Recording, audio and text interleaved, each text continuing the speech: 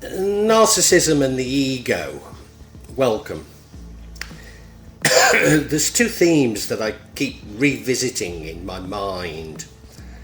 Firstly, my conception of narcissism, and I've fallen into a trap of believing that we're in a battle with narcissism, something I've articulated many times.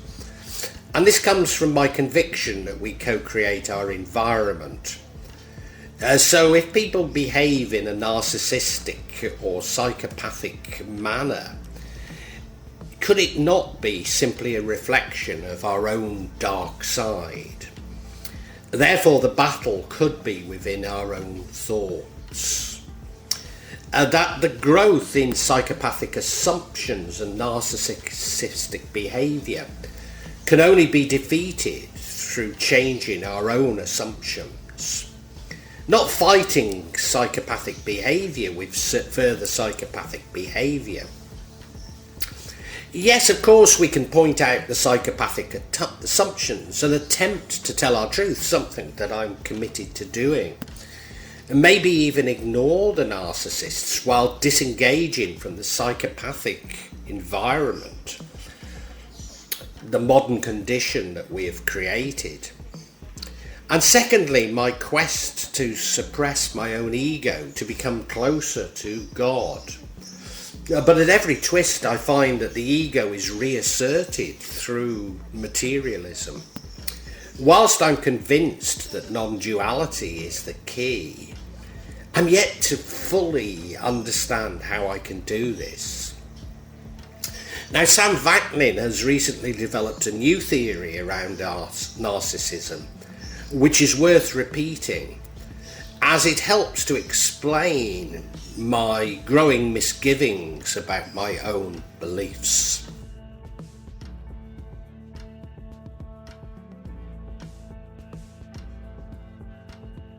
The ego.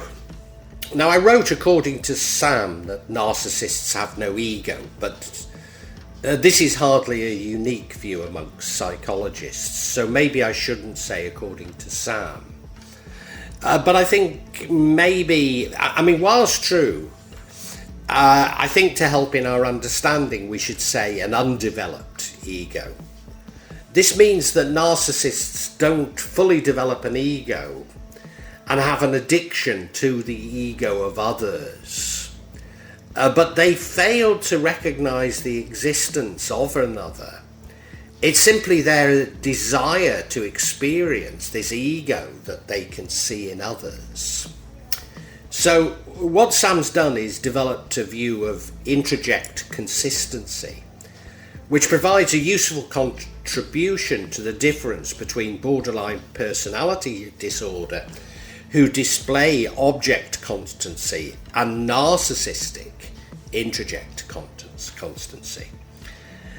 Freud talks about identification with objects. By objects he means other people. I know it's a little bit confusing. We internalise others when we come across them. It's interesting, of course, that Freud did choose to call others objects, because it seems to me that this process also applies to physical objects, to our possessions. And maybe that's an important point that I'm making. Freud sees identification as serving three purposes. Firstly, identification as a defence against a narcissistic injury. Secondly, identification as a developmental process as the ego grows. And third, identification as a regression from object love to secondary narcissism. Narcissists reject from the external object, i.e. the person, to an internal object. And this is what he means by introject constancy. So when a narcissist is rejected by another, they take this internally and they regress. They don't redirect the emotional energy, but they internalise it. This is established an identification of the ego with the person who has rejected the narcissist. And that brings with it a shadow of the object, a shadow of the other person. So the ego itself is critically judged as a lost love object. And now this allows for sadism, even and hatred for the love object. But this can then be turned inwards to self-loathing of the narcissist themselves. For Freud, the ego is built up of accumulated identifications with abandoned and lost objects. So the ego contains the history of those lost objects itself. And it's these lost objects which form the shadow side that Jung talks about. This is why the dark side, the dark night of the soul, is about revisiting past relationships.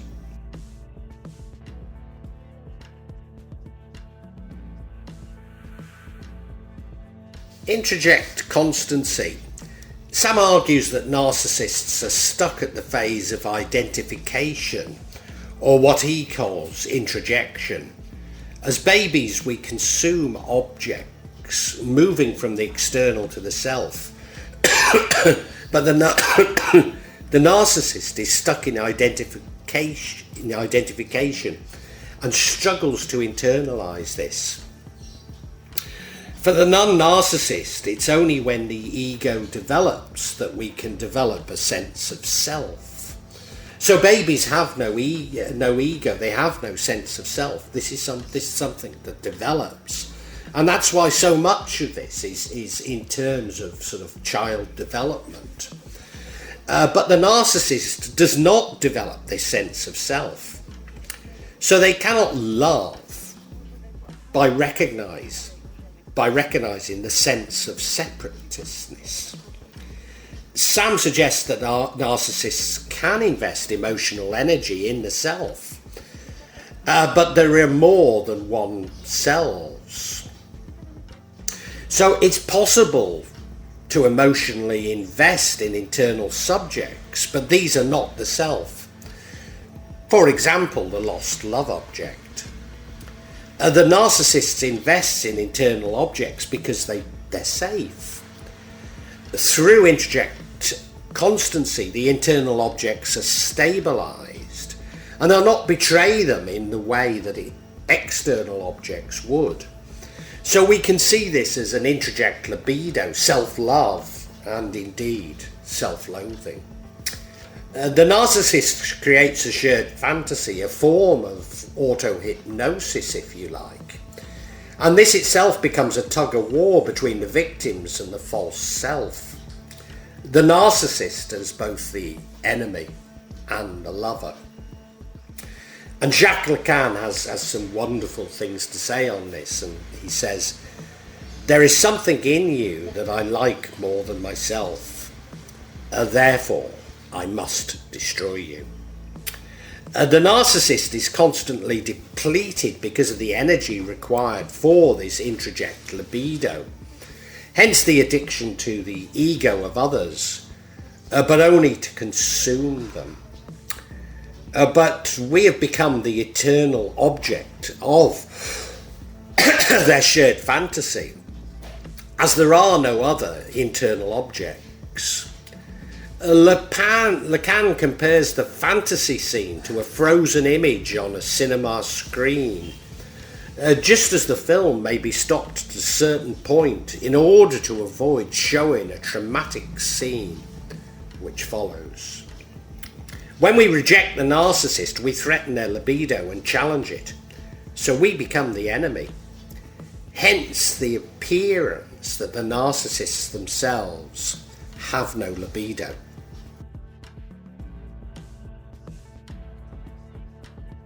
Analysis. I mean, many times I've talked about us all being connected. I've always seen this in an animistic way, that we are connected to all of God's creation through some sort of an unknown energy. But more recently, I've been looking at the Big Bang and quantum entanglement, and maybe therein lies the clue to how we are connected to each other, because at one time we all were. So are narcissists simply displaying this entanglement to a greater degree? In other words, that the entanglement that we all have is more pronounced in narcissists than in others. Yes, you see, I'm reappraising my views on narcissism, and certainly seeing them as victims as much as they are aggressors. In fact, narcissism is a response to childhood trauma, often involving rejection. And it's this very same trauma that appears to be what forms empaths. So it's simply a reaction that is different. So can we really be judging narcissists? Can we really be condemning narcissists? Because they've undergone a trauma. All they're displaying is their reaction to it. Furthermore, and I've argued this many times, the exponential rise in narcissism is a reaction to the condition of the modern world, to how technology has promoted instant gratification. And in particular, I've talked about this through social media, the likes and the dislike buttons. The algorithms on this very platform, I issued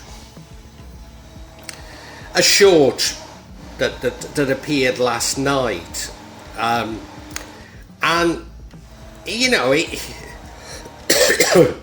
it was children playing essentially, and there were 3 dislikes to it. Now, I didn't even say anything in it, I don't say anything in it, it's just images of children playing. Why on earth would anybody dislike it? And isn't that sort of dislike having a major impact on our personal psychology, and partially what's creating this massive rise in narcissism? Do I really find out why I'm getting dislikes and pander to the narcissists who put them there? Becoming a narcissist myself, which is what is increasingly happening. So maybe we could argue that the narcissist is uniquely adapted to cope with the modern condition. They disassociate with the brutality of the modern world via their own internal emptiness.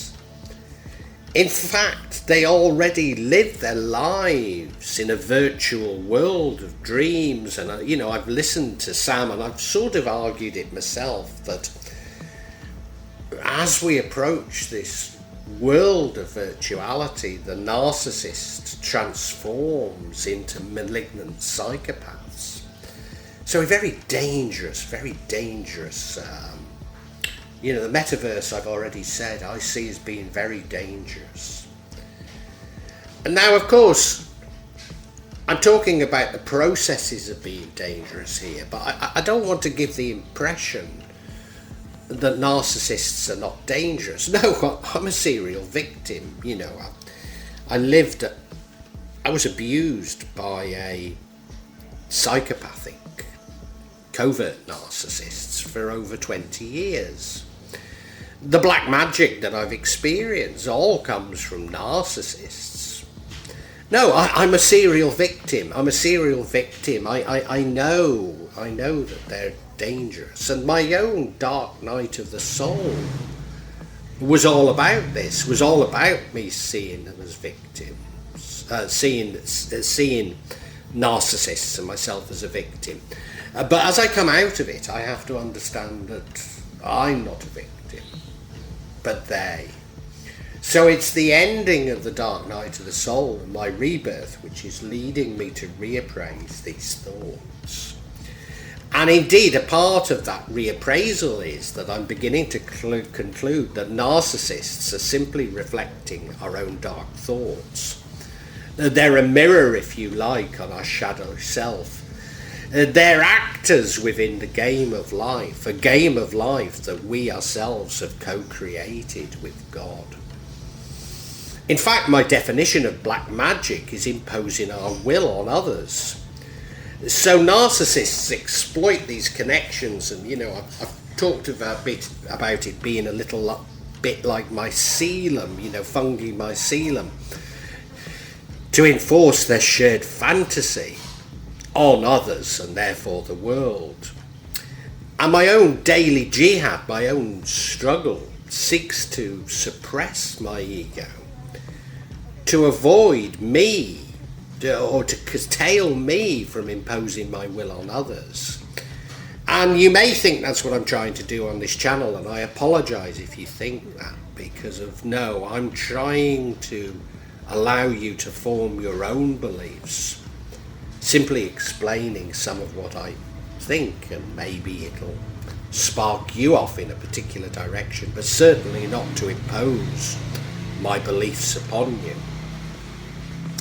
Now, my time in Java has taught me not to be frightened nor judgmental towards... I wrote dangerous animals. They are the animal kingdom, let's say. Things like poisonous snakes and scorpions. But certainly I need to avoid them. So where I live, snakes go into a hibernation during the dry season, and at the end of the dry season they're not unnaturally thirsty, and often I will see them and I will provide them with water. Sometimes I'll be watering the garden and they'll come quite close to the hose, and I allow them to do it, but I know that the next time that I engage with them, they quite possibly will attack me. And we have to see narcissists in the same way. So disengagement is a very valid strategy when you become the victim of narcissistic abuse. And I've done the same myself. I've disengaged. And maybe we can learn from this and begin to disengage from the psychopathic assumptions of the modern condition. The psychopathic assumptions that I talk about so much, that are all around us. Now, I realise that there are many concepts that I've introduced in this vlog that are somewhat complex. Maybe I've confused you, for which I apologise.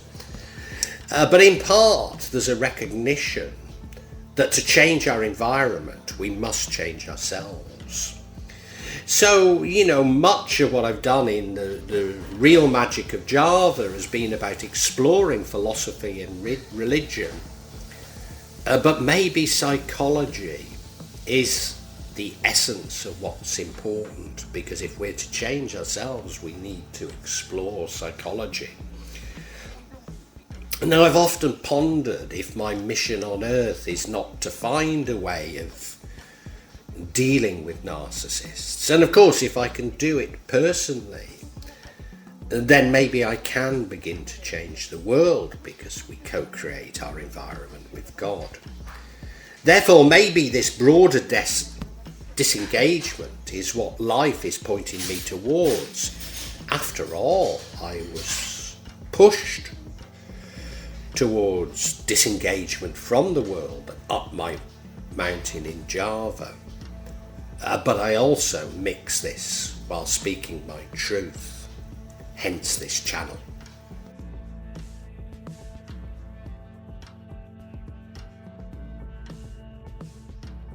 Well, I really hope you've enjoyed this vlog, and if you have, can you help me out a little? Subscribe to the channel, hit the bell, and then you'll be notified of future vlogs.